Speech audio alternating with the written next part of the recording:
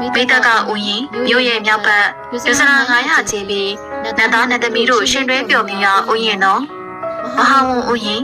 မြို့ရဲ့အရှိတ်ယူဇနာ900ကျင်းပြီးတပဆန်းချင်းနှစ်သက်ဖွယ်ရာသူ့နန္ဒာရှိကန်တော်ကြီးရှိတယ်။ဒါအပြင်တောင်ရင်သာနတ်ပြည်မှာပင်လေကတိပင်ဆိုပြီးရှိပါတယ်။ပင်လေကတိပင်မှာအဝန်းယူဇနာ300လုံးပတ်15ယူဇနာ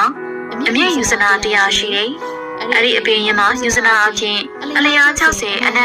50ဒု15ယူဇနာရှိတဲ့ပဏကမလာမြားကြောက်ပြားတည်ရှိတယ်။ပဏကမလာမြားကြောက်ပြားဟာထောင်ရမ်းပွင့်အရှောင်းသွေးကဲ့သို့ဒီတွေးသောအရာအစင်းရှိတယ်။သူကအလုံးလုံးညံ့တဲ့ကမလာဖြစ်တော့